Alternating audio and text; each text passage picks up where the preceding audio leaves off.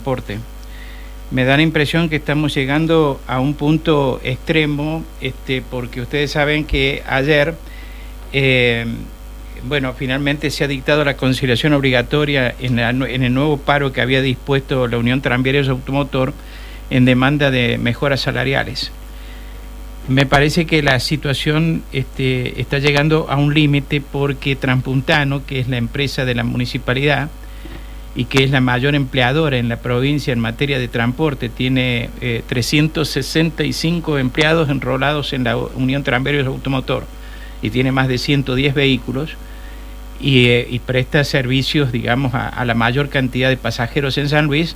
Pareció plantarse ayer ante las exigencias de la UTA al señalar que hizo una oferta que le había sido rechazada y que acceder a los requerimientos del gremio implicaría llevar la tarifa a alrededor de los 1.000 pesos, lo cual puede suponer un problema de rechazo social importante, o de lo contrario ir a una redefinición del servicio del transporte, que yo entendí, nos le preguntaron los periodistas al funcionario que estaba hablando, yo entendí que podía tratarse de una,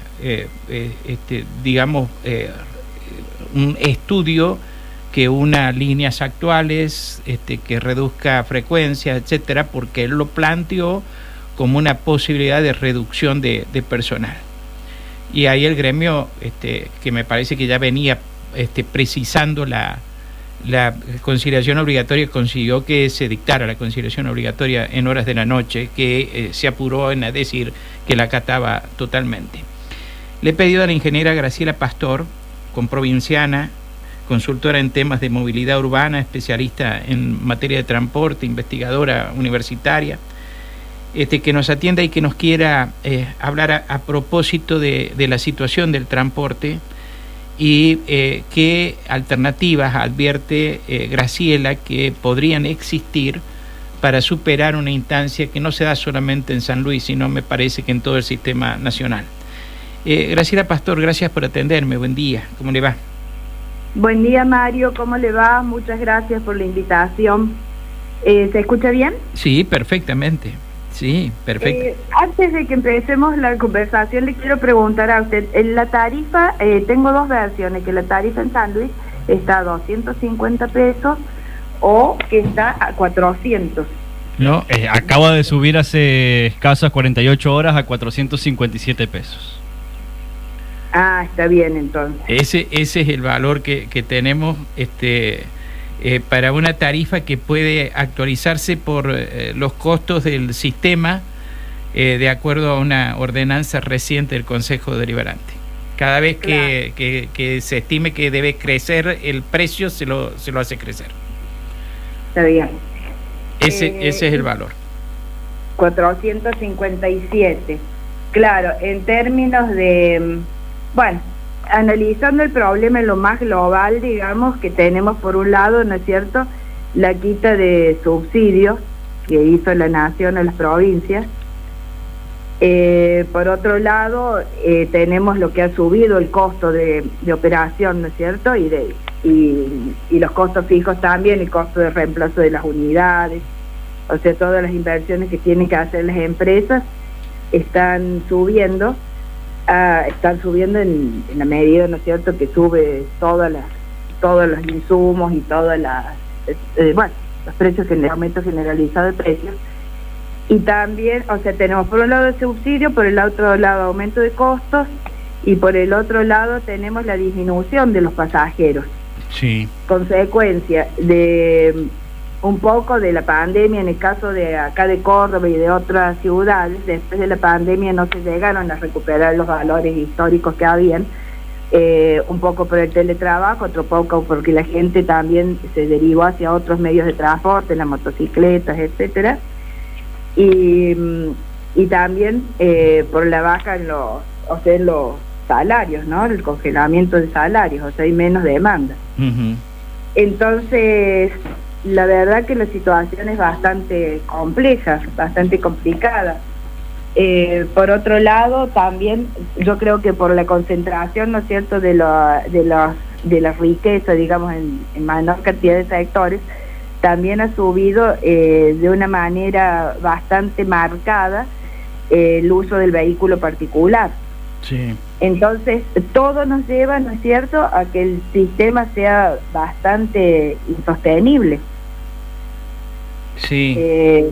O sea, cuando lo que nosotros querríamos es que el transporte urbano masivo lleve la mayor cantidad de personas al menor costo posible, con la menor contaminación ambiental, ¿no es cierto?, y eficientizando el uso de los recursos, estamos como yendo hacia el otro lado.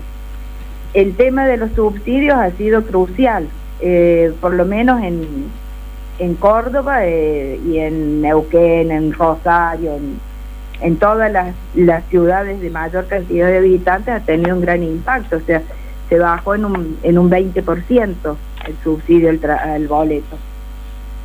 Aquí en San Luis la provincia está aportando un subsidio que reemplaza el subsidio nacional que dejó de venir. Son 7.200 millones de pesos anuales para todo el sistema de la provincia, y a su vez la municipalidad dijo ayer que está afrontando el 40% del costo de la explotación del servicio, de manera tal que hay subsidio provincial y subsidio municipal, y aún así la tarifa cuesta ese precio. Acá en Córdoba también, o sea, en Córdoba estamos con una tarifa de 700 pesos. El tema es, sí, acá también, o sea, se salvó, ¿no es cierto?, con subsidios provinciales, municipales, más el boleto educativo, que ustedes también lo tienen, el boleto obrero creo que también lo tienen. El boleto educativo tenemos. El obrero no. El obrero solo en Villa Mercedes. Ah, está bien. Bueno, la verdad que es medio pesimista en cuanto a cómo se presentan las cosas. Una cosa interesante de ver es cómo ha cambiado, ¿no es cierto?, la asequibilidad, o sea, la capacidad que tienen las personas para comprar, para adquirir los boletos los boletos mensuales. Por ejemplo, si pensamos que se usan 45 boletos, póngale al mes, pasamos que si lo comparamos con el salario mínimo, en mayo del 2022 representaba un 8% para el caso de Córdoba. Para el caso de Córdoba. Para el caso de Córdoba, hoy representa un 17,50% del salario mínimo, si lo medimos en términos de salario mínimo. En el caso de San Luis, estaría, si lo tienen, como me decía usted, 457, estaría representando casi como un 10% más o menos del salario mínimo, un poco más, 12% del salario mínimo. Sí. Lo cual es, si pensamos que lamentablemente el transporte urbano a veces está pensado como si fuera para los pasajeros cautivos, ¿no es cierto?, aquellos que no tienen opción de tomar otra cosa, y sus salarios, si siguiéramos en este razonamiento, no van a ser los más altos, o sea, el porcentaje que se está llevando el transporte urbano es muy alto. El porcentaje de la remuneración de las personas que viajan. Claro. Podría ser el 10% del salario básico. Sí, me dice usted, más o menos. También. Ahora, ante estas posibilidades que usted está analizando, ¿hacia qué camino vamos? También me queda claro que dijo que es un panorama pesimista el que se nos presenta, es decir, no es una cuestión muy alentadora. Pero ¿cómo se va a resolver, cómo podría llegar a resolverse una situación de encrucijada como la que estamos viviendo?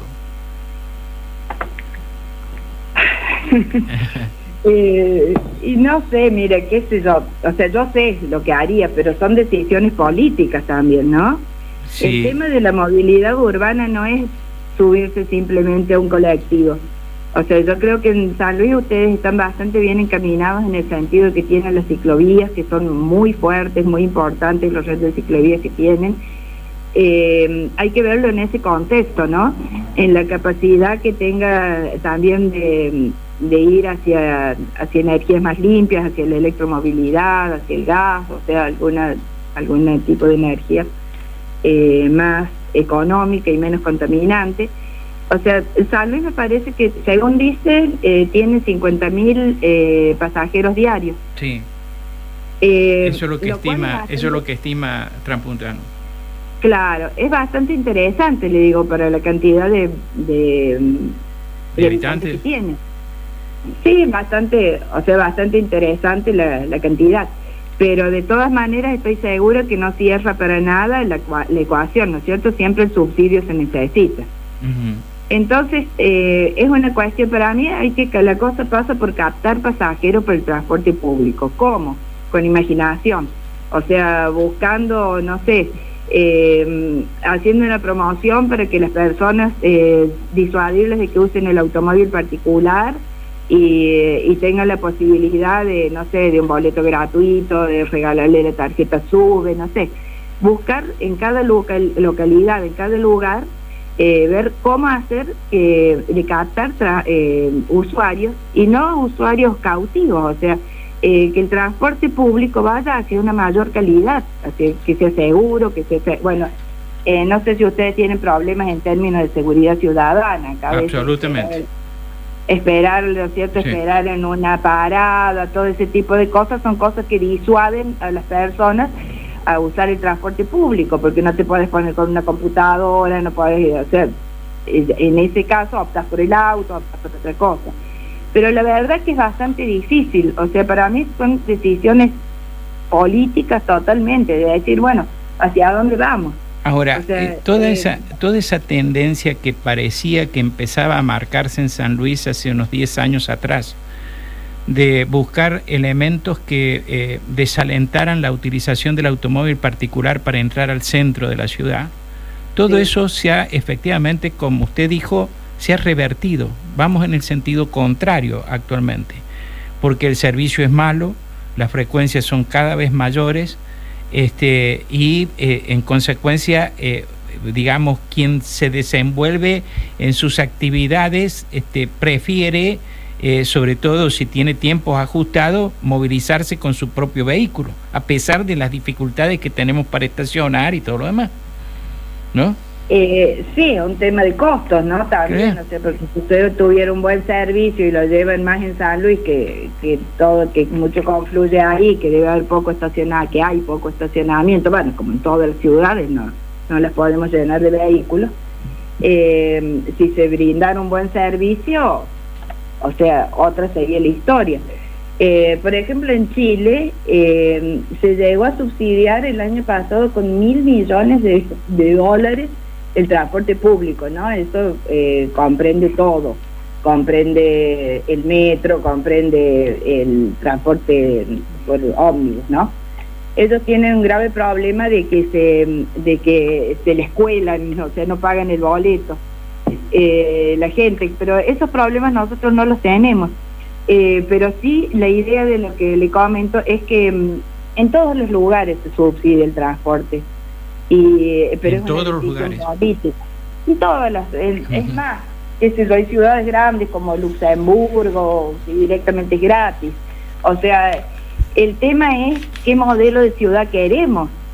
O sea, porque si la queremos llena de autos, acá, como ha aumentado, por ejemplo, en Buenos Aires, en el AMBA, aumentó el porcentaje de viajes un 10% entre 2009 y 2014. 3 millones de viajes más. En Córdoba pasó de 28% a 42% en 13 años. Y supongo que en San Luis debe andar por ahí. No sé, está difícil, o sea, yo iría por ese lado, para hacer sostenible el transporte urbano masivo. O sea, dándole, fuera gobierno, pongo mayor cantidad de dinero para que la gente suba, trate de traerlo a paradas más seguras. O sea, obvio que regularidad en el servicio, regularidad, porque por ahí no es tanto la frecuencia, sino que saber a qué hora pasa. Claro, que siempre va a pasar a determinada hora. Exactamente, porque así uno programa sus horarios, si vos sabés va a pasar cada media hora, ponele, y así también para el empresario le cierran más los números. Claro. O sea, no va lleno, lamentablemente la demanda no es uniforme durante todo el día. Eso hay que tenerlo en claro como usuario también. A ver, disculpe, pero Sí, sí. es decir, el subsidio al transporte no es mala palabra, no debería ser mala palabra. No, para mí para nada es una mala palabra. Yo creo que viene a ser pie, ¿no es cierto? En el derecho que tienen las personas es un derecho más, el derecho que tenemos las personas a movilizarnos, y además porque el transporte es el que moviliza la economía en una ciudad también, ¿no? O sea, si bien no es una demanda en sí mismo, es una demanda derivada de todas las actividades que hacemos los ciudadanos. Si queremos estudiar, si queremos trabajar, si queremos... o sea, es multiplicador de la economía. O sea, nadie puede hacer sus actividades si no se traslada, si no se moviliza y si no accede a los lugares donde tiene sus actividades. El tema, claro, es... donde solo la gente vaya caminando, o sea, los problemas los tiene, que el chico que va al colegio, la señora que va a trabajar a la casa de familia, el empleado que va a la fábrica, aunque no sé ahora, pero está bien tener ustedes algunos colectivos ahí que van a las fábricas. No sé sigue siendo el sistema urbano, digamos, no atiende el sector fabril. No atiende al sector fabril. Pero sí tienen ellos su propio... sigue habiendo algún transporte de fábrica. No como antes, pero lo hay. Esa es una buena medida porque descongestiona, ¿no es cierto? El sistema público. El sistema público. Claro. O sea, la ecuación es simple. Usted tiene que trasladar más pasajeros a un menor costo.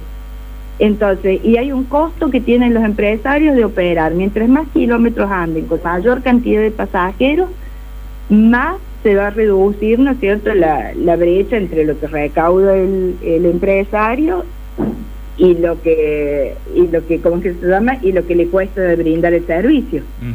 Entonces usted tiene más pasajeros que pagan, hay que llegar a la ecuación que sea la más conveniente. Ahora, ¿qué pasa? O sea, si nosotros como estamos, volviendo a lo mismo, lo pensamos como un servicio deteriorado, pobre, para nada más que para cubrir las apariencias, por así decirlo, no es atractivo para que todo el mundo use el transporte público y no se captan pasajeros. O sea, hay que captar pasajeros. Y el subsidio para mí tiene que ir por el lado como ustedes tienen la SUBE, sí, que va al usuario. El subsidio va al usuario, va a pagar al que lo necesita, ¿no es cierto?, para pagar el boleto de ómnibus. Entonces eso hace más transparente el tema de los subsidios, porque ese también es un tema. Claro, bueno, claro, sí hemos tenido... Ese es todo el tema, porque también pasa en todos los servicios públicos pasa. Bueno, nosotros hemos tenido la experiencia palpable en San Luis, no sé si la ha advertido toda la gente, pero lo hemos tenido de manera palpable, que durante años estuvieron cobrando las empresas subsidios sin mejorar las flotas, cuando le estaban pagando adecuadamente para que pudieran también renovar la flota, hasta que en un momento hubo funcionarios que se pusieron firmes en eso y entonces el transporte interurbano mejoró en la calidad de los vehículos sustancialmente, ¿no? Es que, Mario, ese es el subsidio. Hoy por hoy es el fondo de la cuestión, desde mi punto de vista, de los servicios públicos. No solo del transporte, sino de la electricidad, del gas, etcétera, etcétera. O sea, no están transparentados los costos de explotación, ni los costos fijos, en fin, los costos que se tienen para brindar los servicios. O sea, no son transparentes. Y en el caso del transporte, han estado recibiendo subsidios por la empresa, por la cantidad de boletos, por los kilómetros que recorren, eso en el caso del interurbano, ¿no? Pero al gasoil, había subsidios al gasoil. Sí, efectivamente. Y no siempre, o sea, los kilómetros que se recorren son los declarados, no siempre los empleados, por eso los empleados que se declaran son los que hay.